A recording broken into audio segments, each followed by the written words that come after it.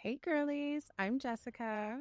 And I'm Rachel, and you're listening to the Game Day Girlies.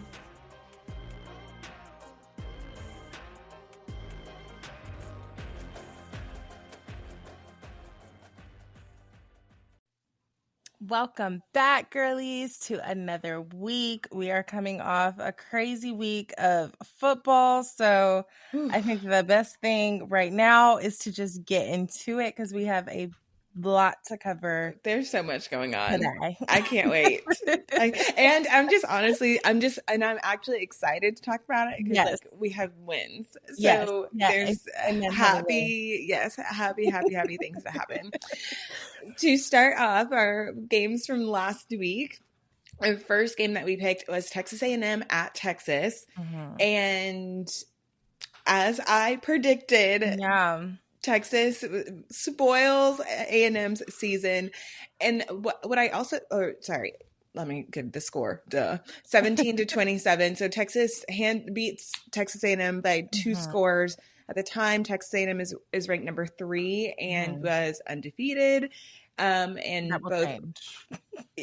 Exactly. Additionally, just to cause insult to injury, Texas A&M had to win this game to make it to the SEC championship. Yeah. Texas A&M has not played for a championship since the 90s, even in the Big 12. So, this was they were having their Cinderella season. They were undefeated. They were in control of their own destiny. And the destiny fell. And they went to Austin and those Longhorns said, nope. The shoe did not fit. The Cinderella shoe did not fit. It did not. So that, and we'll get into it later, but now Texas, they're failing themselves. They're feeling themselves. So. As they should. It was a good win. So shout out to them. Yeah. Our next game that we had was Georgia Tech, and Georgia did win 16-9, but it was a really good, close battle. So good job, Hayes King and Brent Key. I think that's his first name, but y'all did good. I'm not mad. Yeah. This game was also, so there's a lot of controversy around this game too, because Georgia Tech sold this home game to Mercedes-Benz Stadium for $10 million. And obviously not everybody was happy about that because the entire point of a rivalry game is kind of, home field advantage and switching on. They lost that. Yeah. So, and that probably made a big difference because unfortunately, while, Georgia is located in Athens and Georgia Tech is located in Atlanta, Georgia has much more experience playing at Mercedes-Benz. So yeah, Georgia Tech has already put out a statement that all 2026 home games will be played at home as they needed to do that. But also too, moving it to playing in a professional setting versus a college setting, it's two different things. Yes, the sound, the environment, all of it is so different, and they're not booking it out like they are for the Falcons game either. So it's just though it may be packed and booked out, it doesn't feel the same. So that was a miss on your part, Georgia Tech, but I'm still proud of the game. It was actually a really good, close defensive battle, I'll say, because it was good. Agreed. Our next game, we have Ole Miss at Mississippi State. Now, this game itself was not very exciting. 38 Ole Miss beat Mississippi State 38-19. The talk of the game obviously was all about Lane Kiffin and what he's going to do in the future of Ole Miss. Which, again, we will get into a little bit later in this episode. But, Mississippi State didn't do much, nothing. They just rang them cowbells and kept it pushing. Yeah, amen. Our next game, and finally, Ohio State. If I had I need the sound effect. Yes. Ohio State finally got them one because y'all needed it. They beat Michigan in a good win, 27-9. So they solidified themselves in the Big Ten and as a top contender, I would say, going into playoff and postseason. So good for y'all. Yes, absolutely. And then this next game, speaking of breaking streaks, we have Vanderbilt at Tennessee. Vandy wins 45-24 by over 20 points. I was shocked at how out of hand it was predicted to be a high scoring game. So like that part was not shocking, but Tennessee's lack of being able to do anything was shocking to me. Yes. So Vandy, I don't remember what it was. It was a long time, like 2009 or something like that since they beat Tennessee. Since they beat Tennessee, their first 10-win season. Yes. This was historic. And of course, Diego Pavia is out campaigning for his Heisman. I wouldn't put money on it, but I hope that he is happy with his campaign. Yeah. But yeah. Maybe he'll get to go, Maybe. Right now he's like number 4. So 4 you can go. If he's 4, you can go. But I don't see him winning, so we'll see. Yeah, no. You can go to Munich, I guess. Congrats. Be invited. Go get dressed up. Yeah, do the interviews. Get dressed up. Yeah. Yay. So yes. Good luck to him. Good luck to that grown man. Our next game, again, amen, hallelujah. Clemson at South Carolina. We did what we needed to do. 28-14. I'm content. I was content. They always keep me on my toes, though. You always like to stress me out till the last minute. Oh my God. Again, this proves my point. When I pick against Clemson, you guys win. Yes. So thank you, Rachel. So you're welcome. And I'm just glad that I'm ready to get off of this Clemson roller coaster. Me Y'all too. are stressing me out. Stress me out. By association. So, oh gosh. Me too. Lord help. But congratulations to the Clemson Tigers on becoming bowl eligible. So we'll be watching y'all one more time, but at least y'all are not going to stress me out on that one. Not that one. No, not that one. Oh my gosh. And then our next game, we have Alabama at Auburn. I needed to be medicated during this game. And I was not. Unfortunately, I needed something strong, but Alabama pulled it out 27-20 on the road. This game had it all. A million penalties, turnovers, sloppy. This was an emotional roller coaster. Mm-hmm.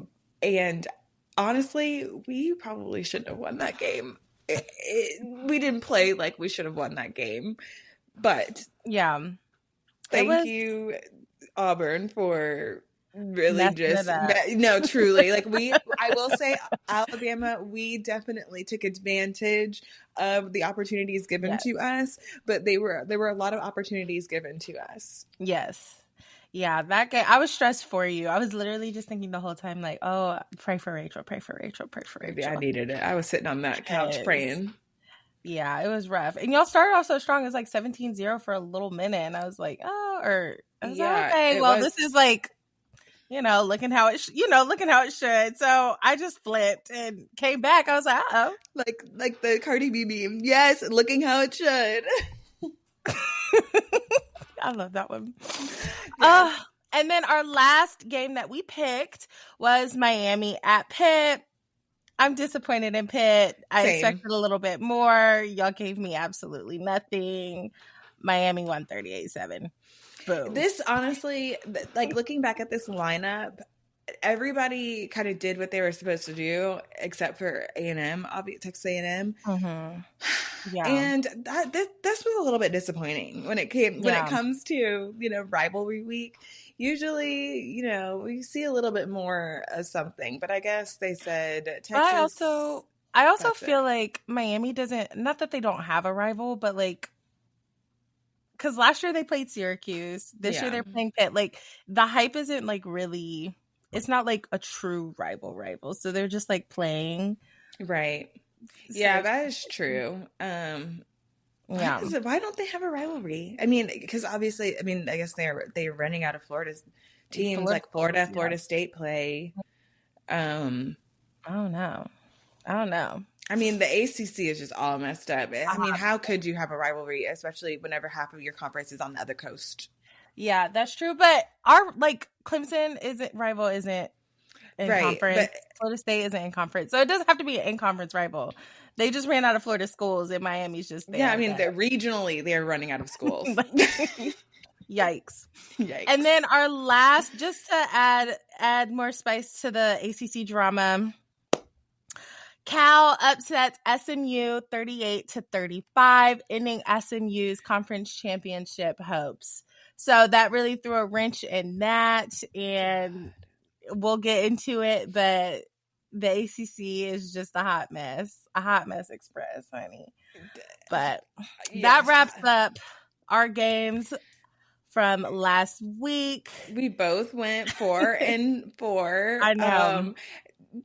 Every time we pick an absurd amount of games, it ends up being a wash. I'm like, okay, well, I guess we gotta do. I guess this week we're gonna have a normal amount, and we'll see. Yeah. But oh gosh, it just is a mess. We're just chugging along. Oh no, just hold on. Very indicative of the season. Truly. Nobody can get ahead. This is what you get. What you get. Be happy to get it. Yep. Yes, truly. So, Jess, you are sitting at 34-26, and I am sitting at 39-21. So we have a 5-game difference, which it's the time. It's now is the time. I guess this is technically the end of the regular season, guys. We are in now the postseason. Mm-hmm. How crazy is that? This season flew by. I love it, but it's moving a little too fast, child. So we're going to change it up a little bit. We're going to jump into our championship week picks, which are exciting because there's some things that can be, moving and shaking here. And there's a lot of playoff implications to be had. So yes, we will jump into that. So, Jess, I think you're first up. We got some Friday night games. Yes. So we have our group of 5 most likely representatives playing on Friday. So we want to show them some love and see what they got and see what they're going to bring. So first up, we have Troy versus JMU in the Sun Belt Conference. I'm going with JMU. I honestly think that they should be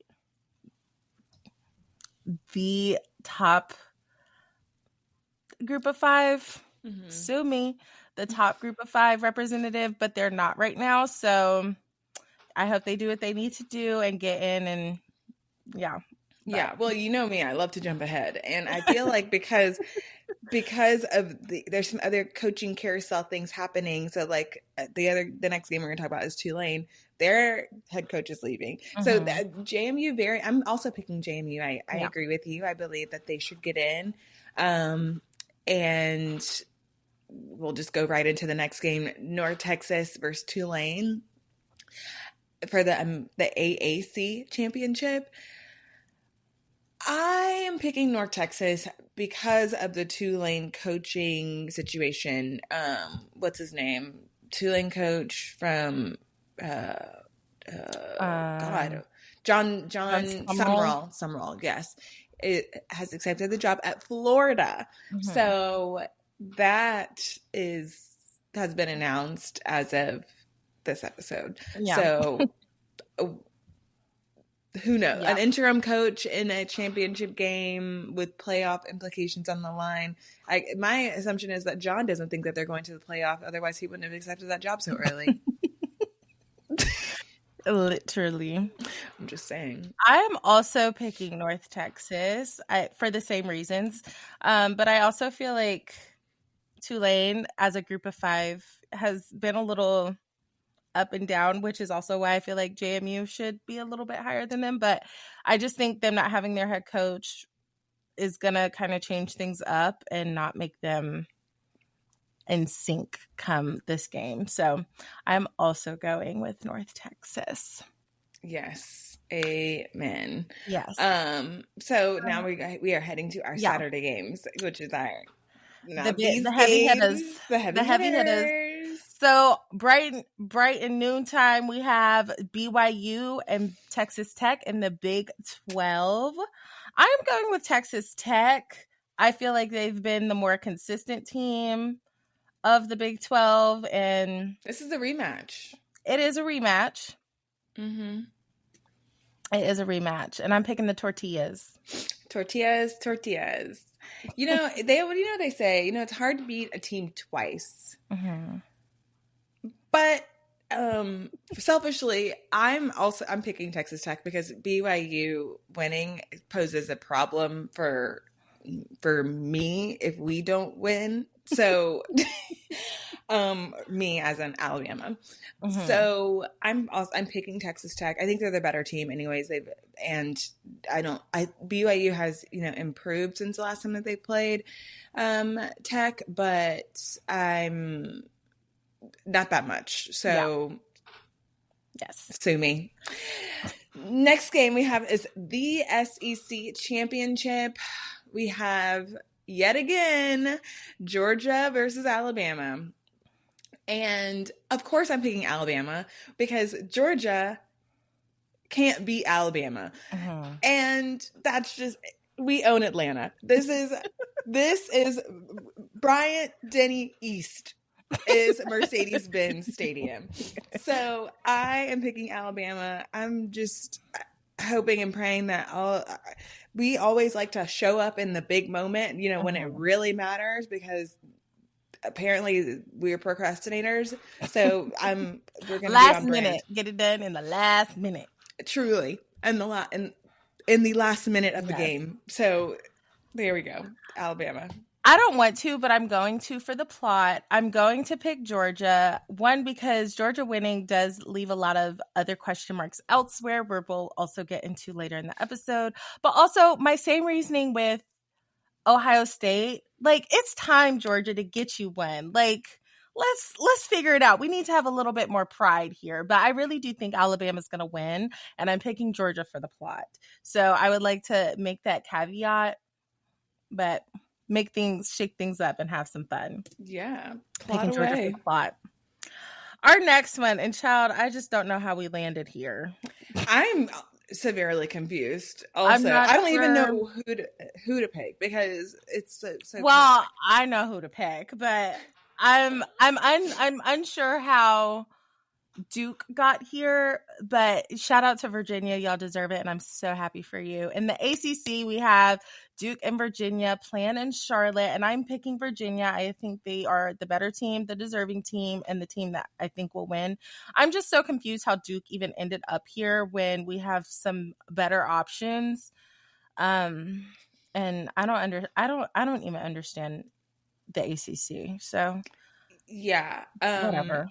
Yeah. Also picking Virginia. I think that they'll get in. This the ACC, I don't want to say that the ACC championship game has proven to not necessarily matter, but over the last couple of years, it has been like a little bit of a point of contention. I don't really know how, I mean, of course, I know that you're happy last year. Y'all got in. Amen. How? Yes. Again, I'm asking the same question I asked last year. How? How did one of these teams get in? So there's that. Well, yes. I think Virginia does deserve to get in if they win. They'll get their, at large, their automatic bid. Whoever wins this game. I'm actually even in the ACC. Well, they are above, they're above Miami, but Miami is ranked above them. I'm a little confused in that as far as committee viewpoint. So I do think Virginia should be in regardless. Duke, and I said this last year, even if they lose. If Duke loses? No. If Virginia loses. Oh, no. If they win. Okay. I'm just confused how Duke got here anyway. I do think Georgia Tech is a better team. I think Pitt is a better team. I think Miami is a better team. How did we go all the way down the line to pick a 5-loss Duke team? And I said this last year with Clemson. I didn't think we really should have been in if we didn't win. Honestly, I was confused, happy. Amen, hallelujah. Yes.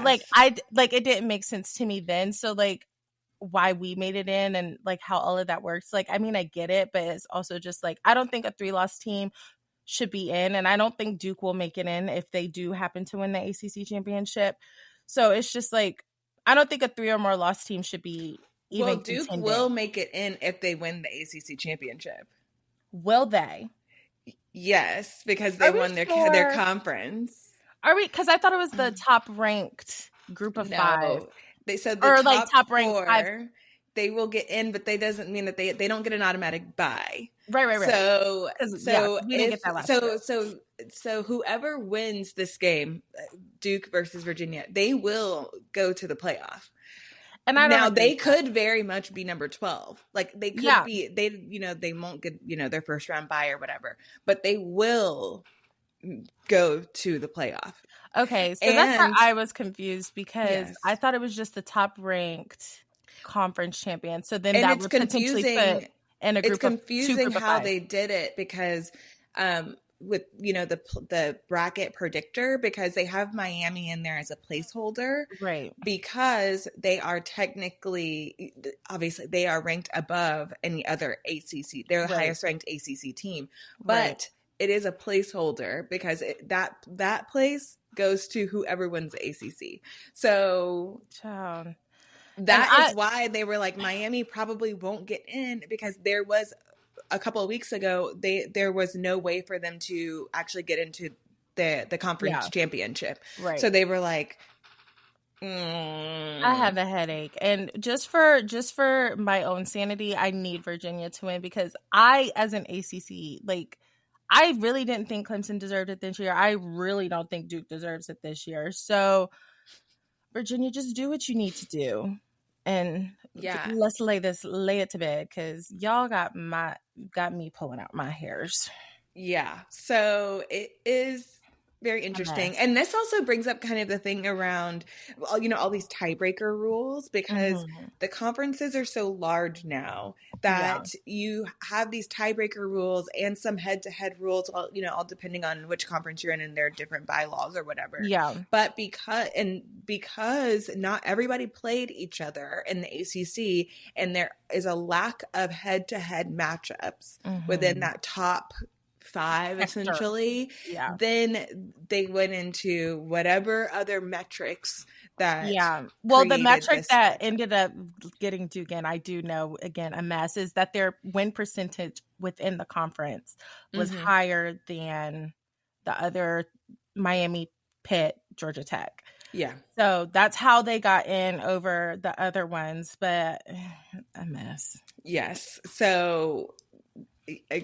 for Justice Sanity, let's hope and pray that it's Virginia, because they would be truly the only ones that truly deserve it, in my opinion. Amen. In our last championship game, rounding out the evening, we have Indiana versus Ohio State in the Big Ten championship on Fox. And this will likely be, number 1 versus number 2. I don't foresee any changes in the rankings this week. But this will be kind of for the number 1 spot. And I'm honestly, I don't even know who's going to win this game. And truly, I don't care, because I think that I hate both these teams. So I'm like, I just don't know what the lore is, but maybe it's just because we're Southern girlies, and the Midwestern thing is just like, I don't know, I just can't get with it. Yeah.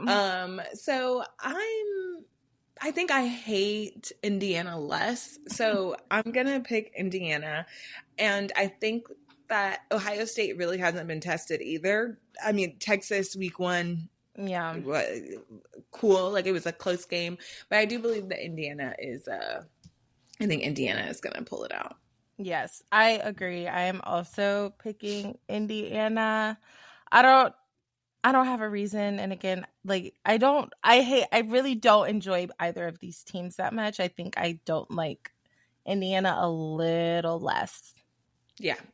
A little less. So that's where I'm landing. More power. I feel like we should pick, should I do it for the plot?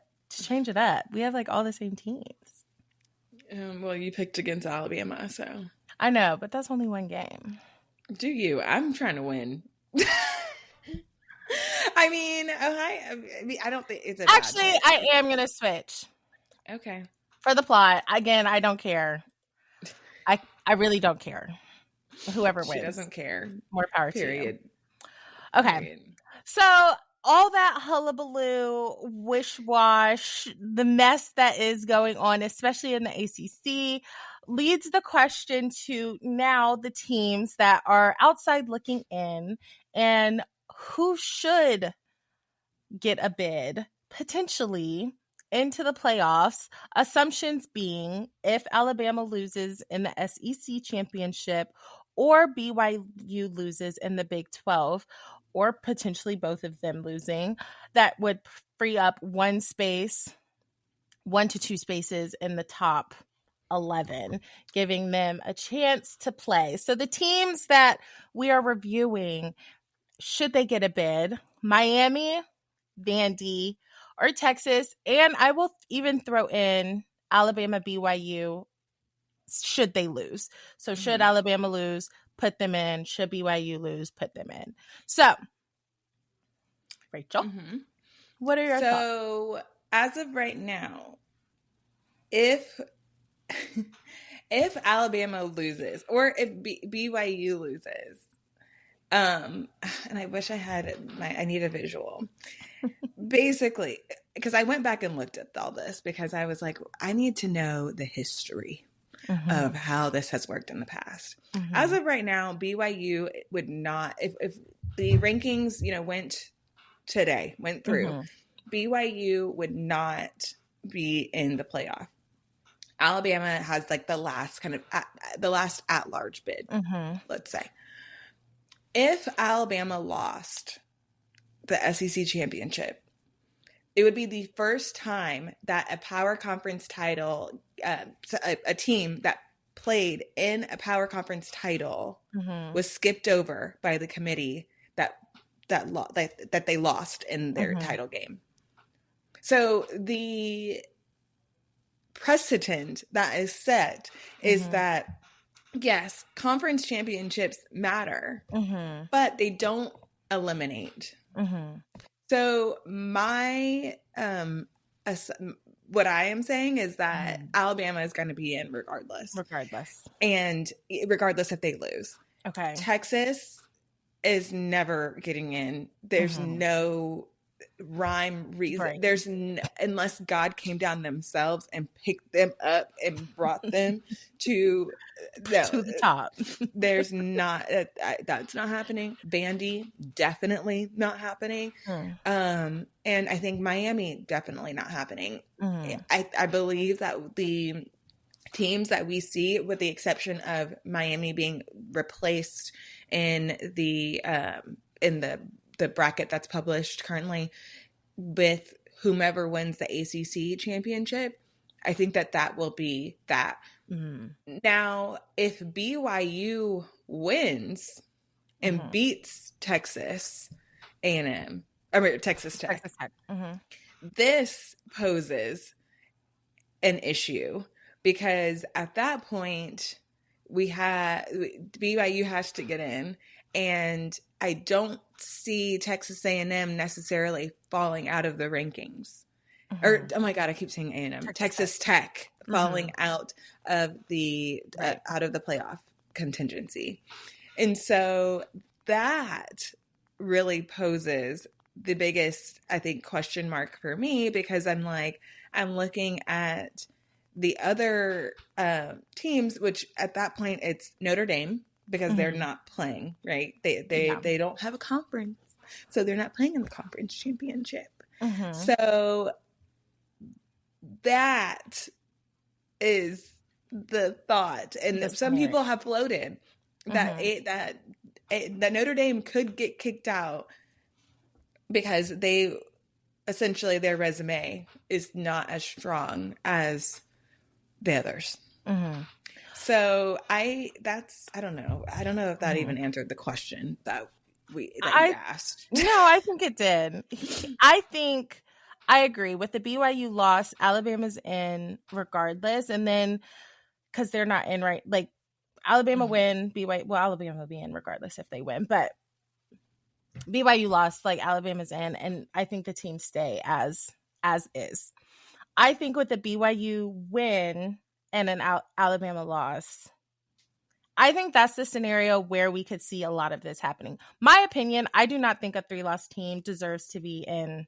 I don't think a 3-loss team that didn't play in a conference championship. No, period. A 3-loss team, period, that should not be in the conference. Well, if you're a 3-loss team because you lost your conference championship, I don't think that should You're still a 3-loss team. I don't think you should be in, personally. I don't think a 3-loss team should be in. I don't think Clemson should have been in last year, and they were. And they won their championship. That's the difference, though. They did, but I still didn't think they deserved it. And I don't think a 3-loss team, win, loss, in, draw, how you played, where you were, I don't think you deserve to be in, especially when there are 2-loss teams vying right there. So in that, I think Texas is out and Alabama is out. I think it should be between Miami and Vandy. And I think based on ranking, Miami. Yes, Vandy's a 2-loss team, but they lost to the teams that they would be skipping over. Yes, but they didn't. They lost 2 teams, they didn't play. But I think that you should not. And this is like I said, this is the precedent that the committee has set. Yes, if you are not going to get penalized for playing in your conference championship. And I disagree. I think regardless, whether you play in the conference championship, whether you don't play in the conference championship, if you have 3 losses, period, my opinion, you should not be playing in the college football when there are other teams with 2 losses, 2 or 1 losses. That is my opinion. But then you have teams that like Indiana who didn't play anybody. Well, they went undefeated, which is, I think, is hard to do. Like, regardless, yes, strength of schedule matters. Like, all of that matters, but you didn't win when you needed to win. And I think, unless like it ends up being all 12 top 10 or top 12 teams are all 3 lost, which I doubt that will ever happen, but it could. Then I don't think this should be a thing where 3-loss teams should get in. I don't think there should ever be a precedence when there are other teams who are winning the games that they need to win in regular season and postseason with the conference championship. They did what they needed to do. And that's my opinion. I think it should be 2 or less losses in the playoffs. So that would leave Alabama out, Texas out. Vandy or Miami. Nobody would watch this. Vandy or Miami. Nobody would watch this. Vandy or Miami. And I honestly think of the 2, even though Miami is ranked higher, I think Vandy has looked better and has played better and has had a stronger schedule. I need to double check that, like, actual statistically. So I would even put Vandy in over Miami in that scenario. But that's my opinion. I do think if Alabama wins, like, they will be in regardless. But if they lose, I just don't think it's fair to reward where you lost, when you lost. I don't think that really matters. Like, it's still a 3-loss team when you have other teams. In that case, I would never schedule anybody but Chattanooga Technical College. If that is how we had to do it, because that won't happen because you have to play in your conference. Well, yeah, you play. So if you're saying basically, so like a Texas, for example, they had the kahunas to schedule Ohio State their first game of their season. Yes, and then they lost 2 conference games. One they shouldn't have lost. They shouldn't have lost to Florida, and then they lost to Georgia. Georgia's in the top is number 5. Yep. Ohio State is number 1. Yes. So you lost to number 1 and number 5, and then one game that you shouldn't have lost, which almost everybody on this bracket has somebody that they. So in that case, if I'm Texas and I'm first off, for me to sit here and defend Texas. Bookmark it, because this is never going to happen again. If I'm Texas, I would sit here and say, so Indiana, who played nobody week 1, 2, 3, and just played their conference schedule and didn't even have to play Ohio State in their conference schedule, gets in, And I'm being penalized because I went out and I scheduled the number 1 team. Yes. I would never do that again. I would never do it again. And not saying then don't, but like Texas also didn't win the game that they should have won. And that's what I'm saying. Every single person that has 3 or more losses on their schedule, one of those losses they should have won. Alabama should have beat Florida State.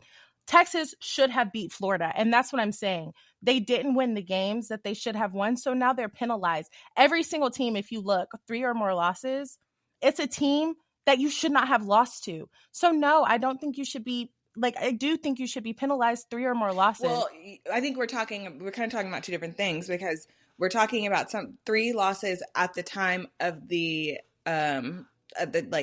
selection game, yes. Right? Or the selection. So yeah. Today this is the end of the regular season, right? Yes. So Alabama has 2 losses. Mm-hmm. But if they lose, they have 3. Yes. Yes. Then they have 2 right now. But yes. They are playing an extra game against a top 5 team. Yes. That is not what everybody else is doing. And they're not there. You can't, there's only so much that you can control, and you can control, the things that you can control. Your schedule, those are things that you can somewhat control, even though they do it ridiculously ahead of time. And we scheduled Wisconsin when they were good and now they're trash. Like, what are you going to do? Yeah. But you can't sit here and say that Tulane, we'll just use Tulane, is the same team. If they are, let's give them some obscure record, a 10-1 Tulane is nowhere near the same 10-1 Ohio State. It's or not Indiana. It's not, but you play. That's the point of the playoff, right? It expanded to give more teams the opportunity to play these teams that they never would have had the option or opportunity to play. So now Tulane has that. Tulane, North Texas, JMU, they have that chance, being an 11-1 American Sun Belt Conference team, to now play the Ohio States, the Indianas. They have that opportunity now because they won the games that they needed to win. Alabama, yes, you're playing an extra game, but if you lose, it's still 3 losses. Why do you have 3 losses? Because you didn't win the game that you needed to win. Yes, you're playing a top 5 team now, and yes, that looks good. Yes, that accounts, and I'm not negating that. I'm not saying that that's not good or not should be credited to the team and the schedule. I'm saying 3 losses or more. Every 3 loss or more team, they lost to a team that they should not have lost to, which means you didn't control the things that you needed to control to earn your spot. And that's what I'm saying. If you have 3 or more losses, you didn't. Texas should not have lost to Florida. I know, but I guess for me, I think I have a very different opinion, because being a former athlete, it's a very long season. Yes. And the teams change. Your team changes so much throughout the season. Yeah. And there's no way that you can sit here, and there's a reason why people or teams have moved on from their week 1 wins or losses, because those teams, it's not LSU and Clemson. Yes. Perfect. It's not the same. That's not the same team. Yes. And so then you have to sit here and say, okay, this team, well, since we're talking about Alabama, went from not a great start and has clawed their way back ever since, and made it to their conference championship, which is arguably the hardest conference in college football. And you're saying that because of one game that they lost at the very beginning of the season, when they're not the same team, that they should not get into the playoff because of a game that they lost at the beginning of the season. Yes, because you're saying no, because even comparing, because you said Indiana, they didn't play anybody, but yes, it's not the same team. Like, it's hard to go undefeated. So, they did it. They did what they won the game. I think maybe we should take out the no. I'm just saying. We should probably come down to the bottom, because the Ohio States and the Indianas and they deserve to be there. Yes, 100%. They withstood everything all the season to get where they beat the teams they needed to beat, the games that they played, record, whether they were ranked, not, whatever the case may be. They won the games that they needed to win. They won out. They kept winning, and they did what they needed to do. And I'm not saying that I'm not saying who Alabama plays isn't difficult. I'm not saying that getting to the SEC championship isn't hard. I'm not saying that the trajectory that the season took is not, like, it's hard to do. And I agree with that. I'm saying every single 3 or more lost team, they lost to a team whenever it was in the season. They lost to a team that they should not have lost to, which means they did not do what they needed to do in their time to make it to the playoff. You didn't beat the teams that you needed to do. You didn't play the way that you needed to play in that moment to now, I think, be considered. So I do think that if Alabama loses as a 3-loss team, that is unfair to the other teams who didn't lose 3 times. And that's just me. And I even saying, like, Miami as a 2-loss team, they lost to teams that they shouldn't have lost to, which is why I'm saying I think Vanderbilt is a more deserving candidate as to get in. But I just don't think a 3 or more loss team, unless there is a scenario where all the teams being reviewed are 3 or more loss teams. Like, I do think wins and losses should play a role, a big part in it, because it is hard to win games. It is hard to go on the road. It is hard to stay healthy. It is, to your point of, like, it is hard. It's hard to do that. And so when you only have 1 loss or 2 losses on the season, and then a 3-loss team comes in, I do think that's a bit of a slap of the face too, as well. So that's my opinion. I'm not saying, and I'm not negating what Alabama has done. I do think they are. Oh, I'm not worried. No, I know. Like, I'm not negating, like, what they have done in the season that they have had. And I just personally don't think it's fair for a 3-loss team to be in when there are other options that didn't lose 3 times. So in the scenario, going back to the OG question of who should be in, I think it should be Vandy over the other ones. I don't think Texas should be in, for the same reason. They're a 3-loss team. I don't think, if this is a scenario where BYU would win and then Alabama would lose, I think I would put Vandy in, because I just think they did what they needed to do in the time to not be a 3-loss. Do I think it will happen? No, I don't. But if I were in the committee, that would be my argument as to why, because they did what they needed to do and they didn't get the extra game. No, but because they didn't earn it. They didn't. So I think that's my entire point. It's like, no, they didn't earn it to be there. They did do what they. No, they didn't. Because at the end of the day, the entire point of your conference play is to play for a conference championship. Right. If you are not playing for a conference championship, ultimately you didn't do what you needed to do. You didn't win the games that you were supposed to win. Mm-hmm. If Alabama, while we lost at the beginning of the season mm-hmm. and in the middle of the season mm-hmm. to Oklahoma, we won the games that we needed to win in order to get to play in the conference championship. Mm-hmm. And so I think that is where what we're missing is, like, yeah, congratulations, whoever we were talking about, Miami, Vandy, who beat whomever at the beginning. Congratulations. I'm so glad for you. Mm-hmm. But you had 2 conference losses. Mm-hmm. And so you didn't earn a spot at the top of your conference. So how are you supposed to earn a spot in the top 12? You weren't even at the top of your conference. Yeah. I think that point, and I don't necessarily fully disagree.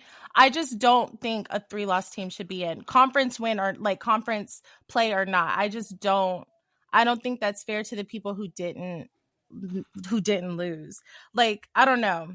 And that's across the board. Like, any conference, any team, anything. Yeah. Like, I think that's probably why, there's the committee. The committee has all of these different requirements and whatnot. And one of them being conference championships, because that is the mm-hmm. gold, right? Yeah. If you win your conference championship, that is it. They hold that to the highest regard. Mm-hmm. You automatically get in. Yes. And so if you are not playing that is requirement top of the list, mm-hmm. and you are playing to be at the top of the list, you need those are the top teams. But they're playing top of the list if you win.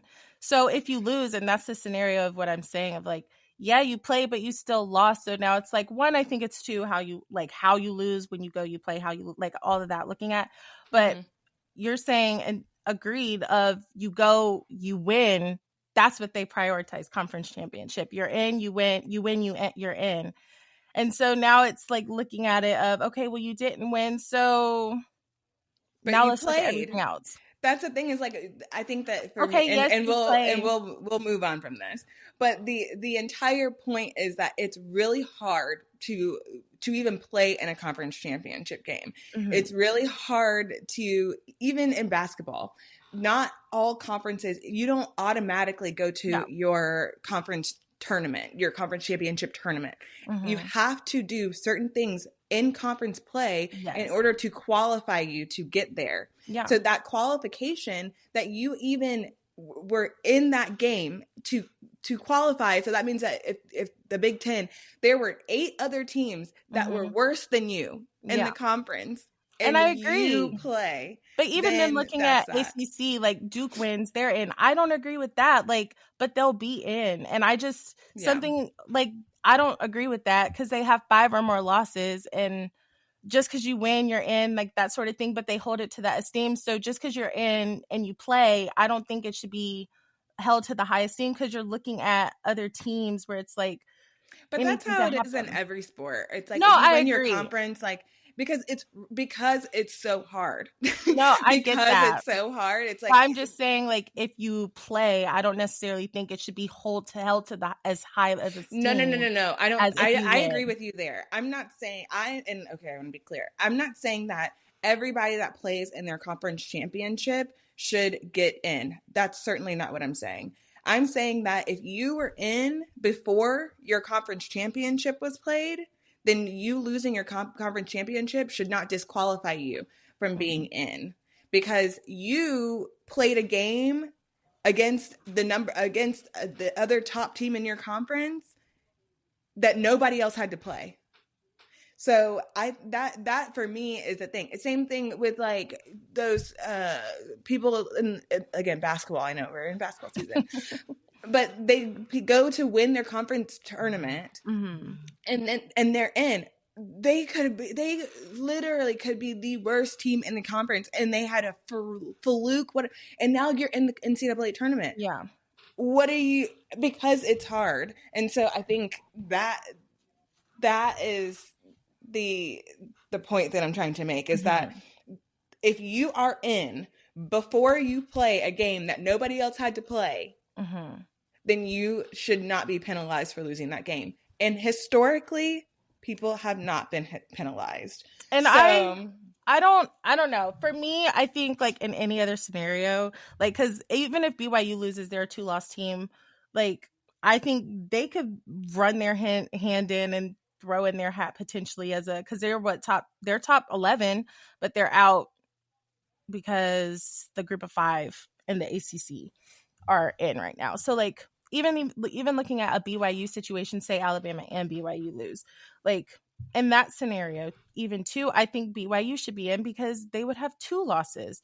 And then I still think Vandy should be in, because I just don't think any. But then who would be out then if you want Vandy in? No, Notre Dame? No, I don't think I don't think Notre Dame will be out or should be out. They're not even playing a conference championship. They're like, I'm like, that's. I don't think they will be out or even should be out. Honestly, like they're not playing on the bubble, like, because they're playing. I don't think that they're good. Anything's going to change, honestly, with Notre Dame. No, specifically. I don't either. And I also just don't think that unless BYU, I believe if BYU wins, Notre Dame is out. I do not believe that BYU will replace Alabama. I believe that they will keep Texas Tech and BYU in, and Alabama and Georgia in, and that Notre Dame will be out. Even if Alabama loses. Yeah. I don't see them keeping, and that's going back to my original point of a 3-loss team, because they would have lost against the number 5 or the number 4 ranked team. you're losing a game that you technically should lose. It's still 3 losses. Like, it's still 3 losses. I don't see them taking out Notre Dame over. I think I think the thing is, though, is that the committee does not see losses in the same way as like just numerical. It's who did you lose to, not just you lost. Yes. Because no, I know Alabama should lose this game, but they shouldn't be penalized for playing the game. Right. But I guess, like, for me, that's kind of like going back to my original point of, I think a 3 or more loss team, if you look at every single 3 or more loss team, they all lost to somebody that they should not have lost to.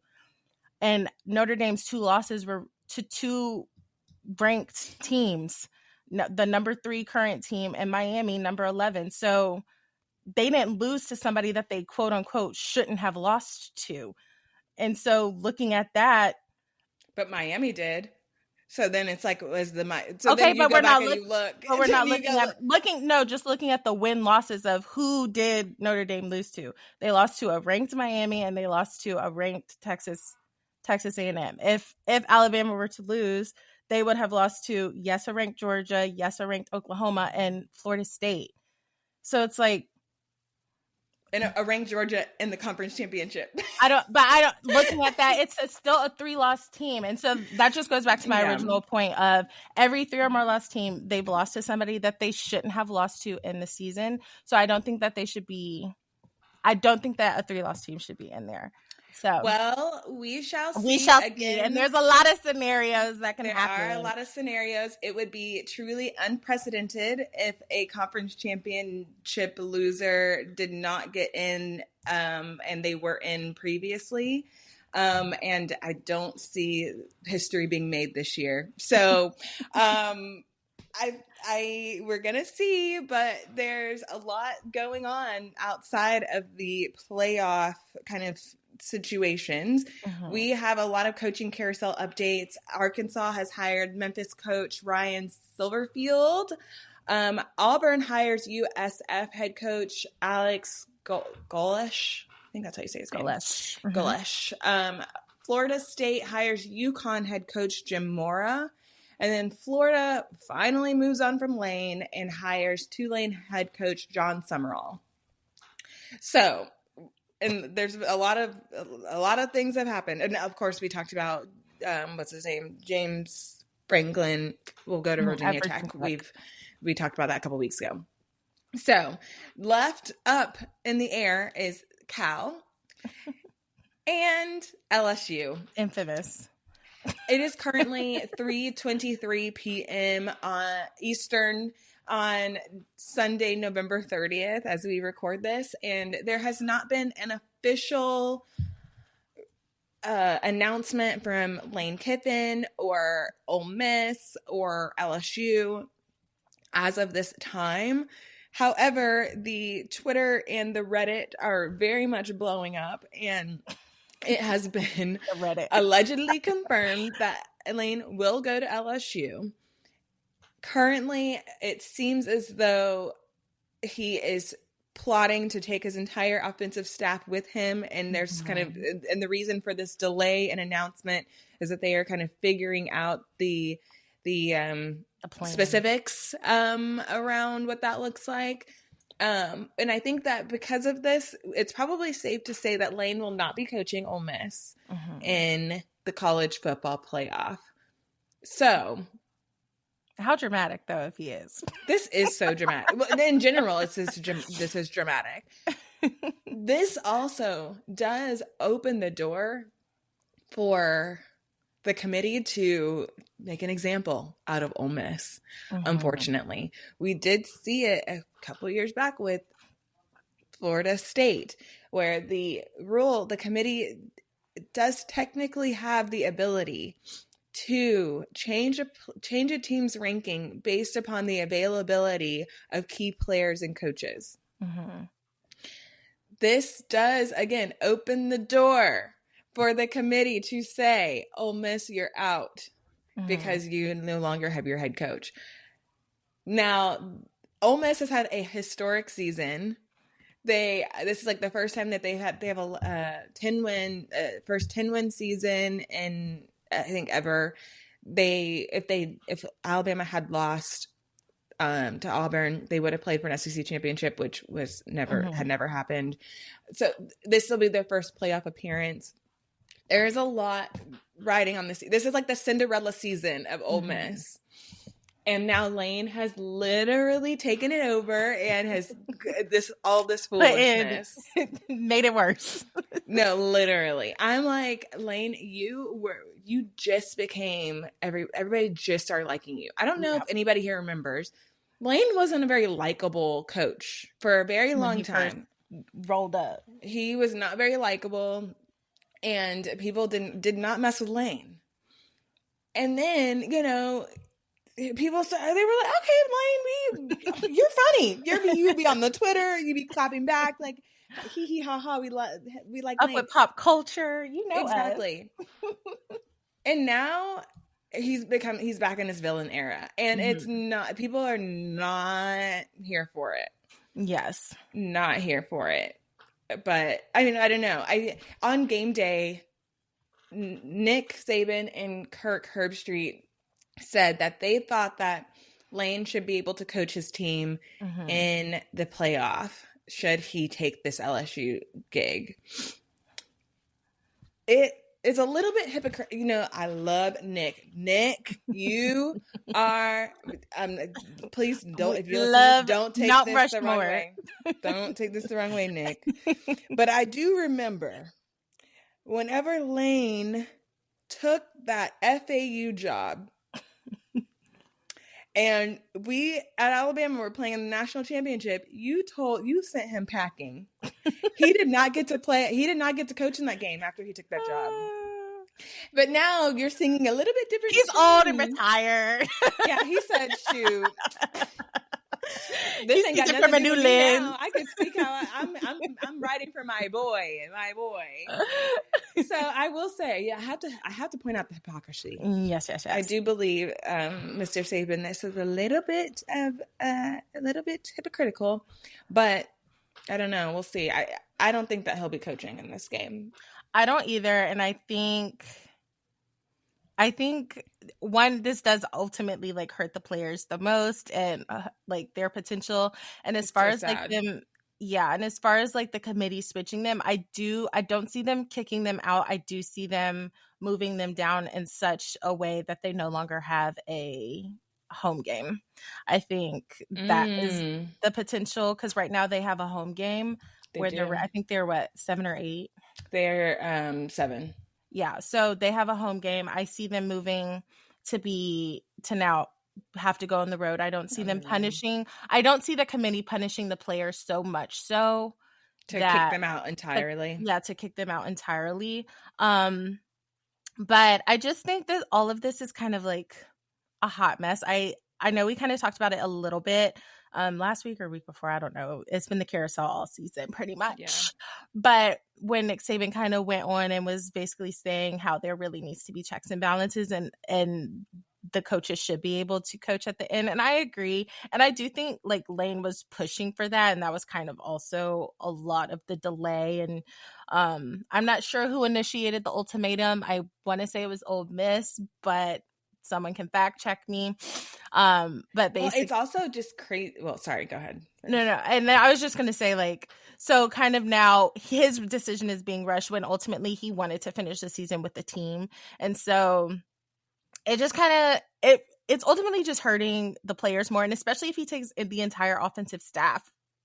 I think that is the kicker here. Yeah. Because I hear you with the whole, you want to finish what you start. I totally, I'm into finishing what you start. However, Lane, if you really wanted to finish what you started, you would have told LSU that I'm not accepting this job or even having this conversation until this season ends. It's over. Yeah. And if LSU couldn't respect that, then that's the decision that you make, right? Yeah. Like if they're like, no, we really need to, but instead you're going to potentially announce that you're leaving. So this is what Lane is proposing. I'm assuming, just assuming what this conversation is like. Yes. Pretend you're the AD, okay, at Ole Miss. Hey, I really want to take this job at LSU, but, I want to stay on staff for the next potentially month and 6 weeks. Yeah. And continue to coach these players and have my staff. And then I'm going to pack up and I'm going to go to Baton Rouge. And you know what? My team loves me so much. I'm taking them with me. Mm-hmm. Yeah. No, pack your bags, go to Baton Rouge, get out of here. Yeah. I think that at that point, it's like your base, it would be different if he was going to, I don't know, Oregon. Okay, different. That's a whole different scheme of recruiting and whatnot. You're going to an in-conference rival. Yeah. In a recruiting pool that you both recruit from. Mm-hmm. It's never going to happen. Yeah. And I too, to that point too, I see LSU side for wanting to rush it because they are now, their season's over. So now they're full recruitment mode. Yes. They have signing day coming up. They want to be able to say, hey, this is our head coach. This is what you're coming to. Yes. I see it from LSU side. I can see it from Ole Miss's side where it's you're not about to have one foot in the water. They're announcing you as head coach, but you're still here. I can see all have the your sides. Cake and eat it too. Yeah. I can see all the sides of wanting to cut it off. But ultimately, at the end of the day, these are student athletes. These are young men who are still developing, who have committed to this, not only this coach and this coaching staff, but also this season that is, as you mentioned, historic. And for us to, or not us, them, why did I say us? I'm in the... Yeah. You were the AD, I was the AD. I'm joking.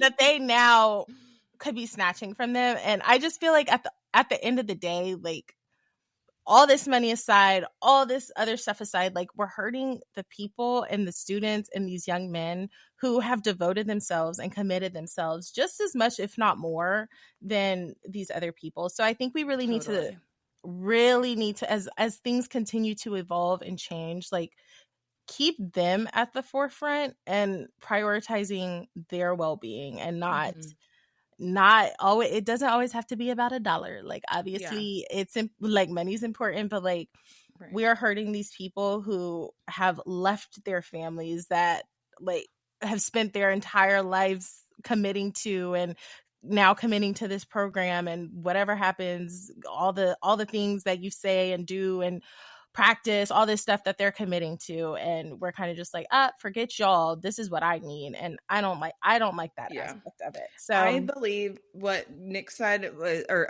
maybe Nick didn't say it, but he said something to the effect of, this is not a Lane Kiffin issue, this is a college football issue. Yes. And at the end of the day, the powers that be, aka the NCAA, needs to get a hold on how coaching and these different conversations around personnel are handled and put some guidelines around it. Because at the end of the day, like you said, Jess, the only people that are really hurting are the student athletes. Yeah. These coaches are getting paid regardless, and they have jobs regardless. So speaking of regardless, getting paid, we need to update because Brian Kelly is getting his money, y'all. He's getting his coin. LSU officially notified him in writing that he was fired. Add to the drama. Yes, that he was terminated without cause, which opens the door for him to get his full buyout. So I hope you go sit down and retire somewhere. No, truly. And just enjoy your 54. Amen. Yeah, because baby, you don't need to be coaching nowhere else. Just being honest. Oh God. But yes, that oh my God, what a mess! What a mess! I feel like that in this episode we just went through the entire season, all of the coaches. We kind of did go through the entire regular season. So thank you all for bearing with us. Hopefully you enjoyed our banter, our back and forth, our difference of opinions, and that's what makes this so fun. So we want to hear from you. Who do you think is in? Who do you think is out? What are all your crazy scenarios and conspiracy theories? If you were in that room with the committee next Sunday, what are you going to do? How are you going to handle it? And we'll also see this week on, how I think it'll be very indicative on how far Texas A&M falls after losing to Texas. We'll really get a sense of what kind of happens whenever something like this happens. So we shall see. And otherwise, the next time that you guys talk to us, we will have our 12 teams. That is crazy. That is crazy. We will have a playoff picture, and we'll kind of go through what we agree with, what we disagree with, and we'll see what, if any, 3-loss team gets in, and what are we going to do? But Game Day Girlies, thank you so much for spending your hour with us. We hope that you enjoyed. Continue to like, subscribe, comment, follow us on Instagram, and don't forget to add your picks, because this will be the last kind of weekend pick before we get into bowl season. And we loved spending our regular season with you. So we can't wait until the playoffs and the postseason to continue on. But take a look at our social media, and we'll have an updated schedule on our holiday and kind of postseason release schedule. So take a look, and we will see you later. All right. Bye, Game Day Girlies.